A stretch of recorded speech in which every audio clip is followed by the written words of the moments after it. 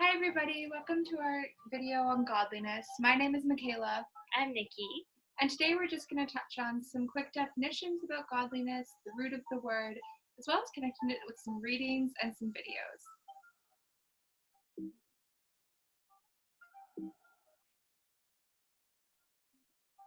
So here's a quick outline for our presentation. First, we're going to do a recap and connection to perseverance, another part of the Peter process. From there, we're going to talk about what is godliness, both in English and a Greek definition. Then we're going to talk about how it connects to Kaizen philosophy and the power of habit.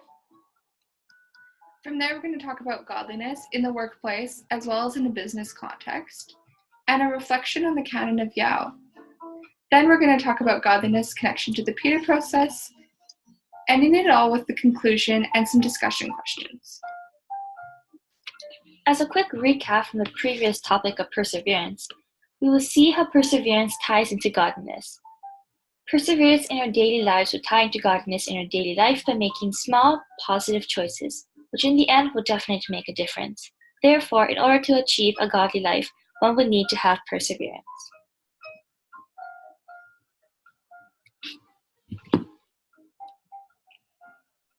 So take a moment to think. Grab a pen and paper and think of someone in your life who you would consider to be a godly person and what makes them godly. Feel free to pause the video and write down some words that you think describes them as a godly person. Is it their actions, their words, or perhaps do they serve those around them? Once you have a person in mind and a list, come back to the video and compare this to the actual definition of godliness that we're going to talk about.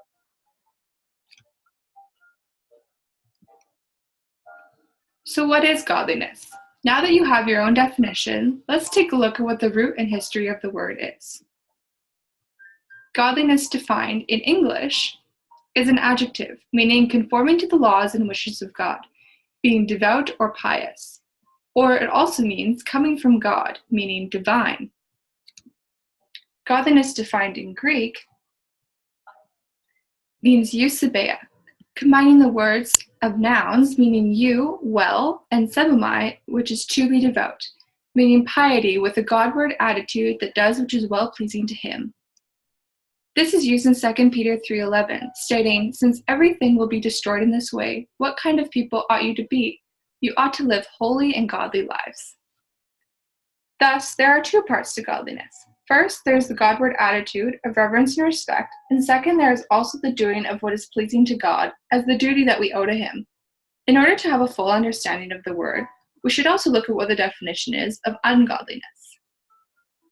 Therefore, ungodliness in Greek is eisebeia, another adjective meaning general impiety, used in Titus 2:12, where it states, "It teaches us to say no to ungodliness and worldly passions, and to live self-controlled, upright, and godly lives in this present age." It also means of lust or desires after evil things, where it's used in Jude 1:18, where it says, "They said to you, in the last times there will be scoffers, who will follow their ungodly desires." Now that you know what the definition of godliness is, look at what you had written down previously. Does this change your perspective at all? Not only does godliness mean that you need to be godly, but it also translates to the fact that you need to continuously be godly. You need to keep consistent and consistently practice as taught by the Kaizen philosophy. Kaizen is a direct definition of continuous improvement. Taken from the lean manufacturing business principle, continuous improvement in a business is needed in order to compete in a highly competitive environment. This can be applied in everyday life as well. We should be able to integrate business management principles with our journey to living a godly lifestyle. This principle will assist us in being able to live a godly life by continuously practicing and pursuing a godly lifestyle. We should practice the Kaizen mindset with our relationship with God. Now, we are going to watch a quick video about what the Kaizen philosophy really is.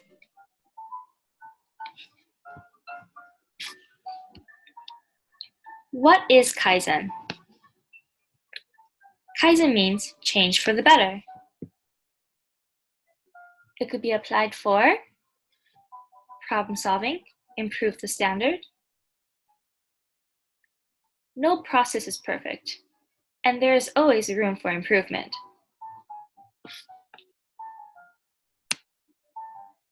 You can do Kaizen by following these 6 steps. Identify an opportunity.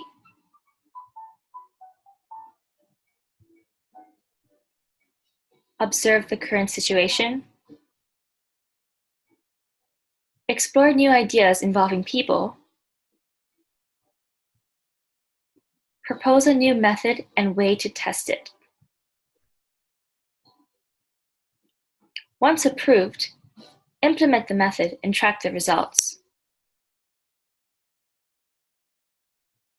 Next, evaluate the new method and avoid to go back to the old habit.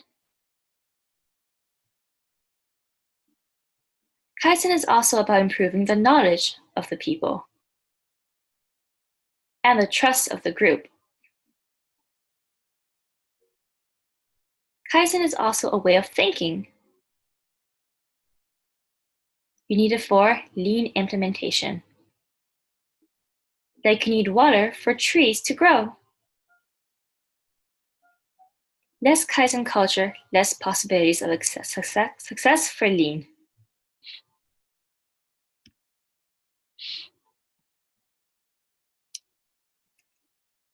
Now that the definition of Kaizen is clear, meet another Kaizen. Kaizen the hamster. In the book, The Power of Habit, a rat was used to explain how good and bad habits can be developed. We experimented this with Kaizen and his favorite food, a carrot. Now, Kaizen's main goal is to get to the carrot as soon as possible. At first, he was hesitant in even going into the maze.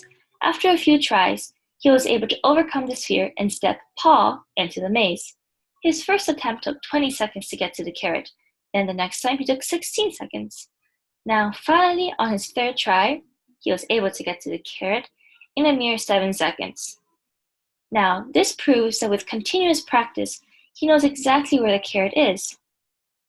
In the end, he even identified the closest route to get to the carrot by avoiding obstacles that we placed by climbing over the cardboard walls instead of going around. At the end of the day, he left the maze with a carrot and being comfortable in going into the maze. Now, even though we are much more sophisticated than hamsters, this same principle can be applied in our walk with God as well.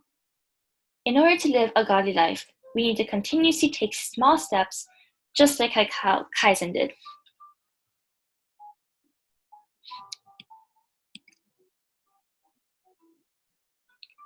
Similar to how good habits can be developed, bad habits are developed as well. But fear no more, because there are ways to changing the habit.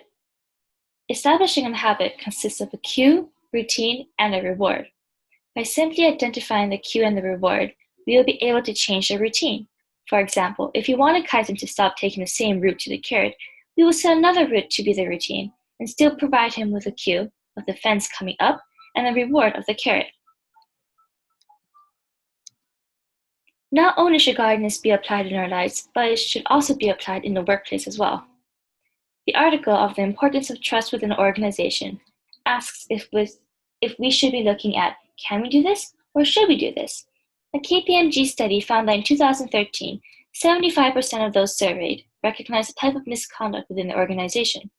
Even though things may be legal, it is not necessarily ethical. Therefore, in order to be godly, when such misconduct is identified, we must correct the misconduct and train ourselves or others to not do that again. Not only must we train ourselves and others that we should not conduct any form of misconduct, but we should have trust in our colleagues, coworkers, employers, and employees. As explained as both upward and downward trust, employees and employers must trust each other, and at the same time, the leaders must be the ones who initiate the behavior that they want to be seen from their employees.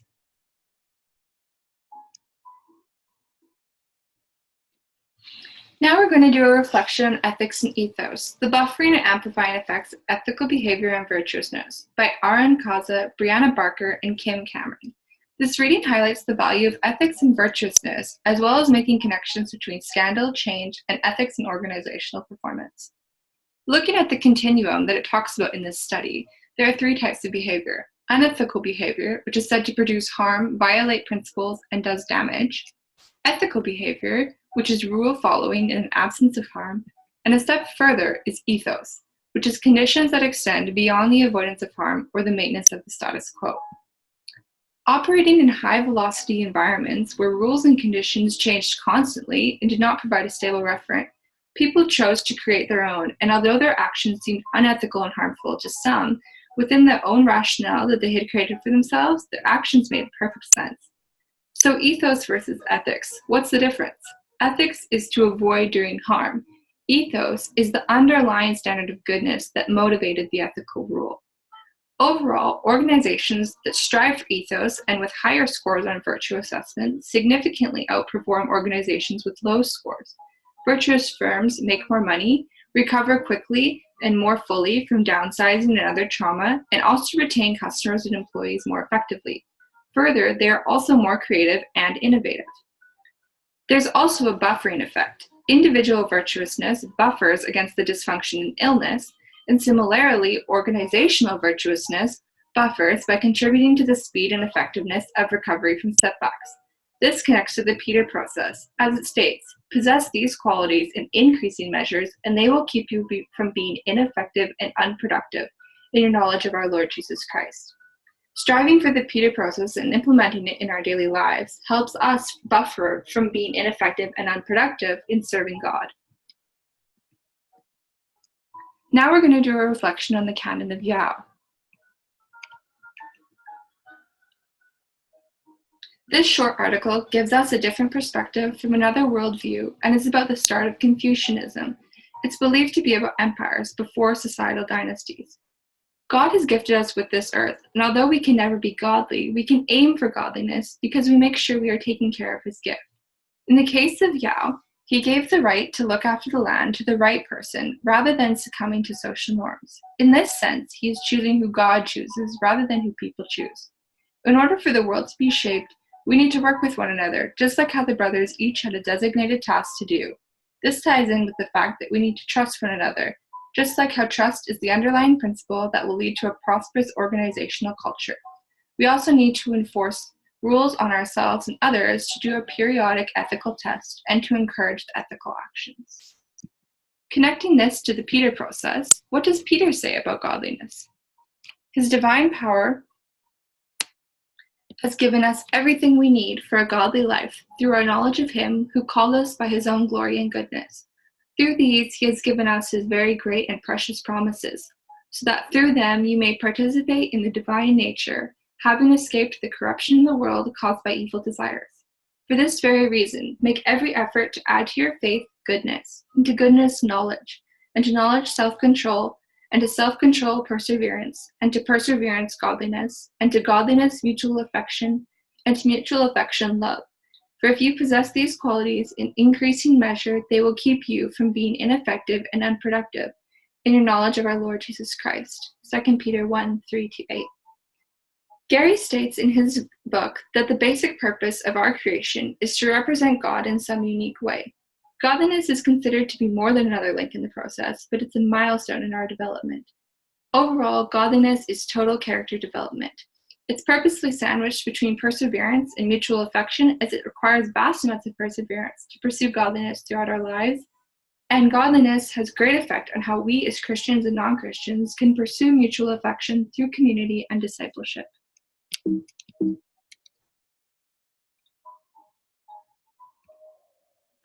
In conclusion, godliness in Greek is eusebe, eu meaning well and sebomai meaning to be devout.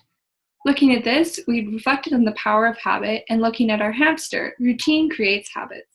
Managers should guide and create culture, ultimately striving towards ethos, which leads to improved performance, and godliness refers to total character development, continuously improving and working to create powerful habits that improve our godly lives.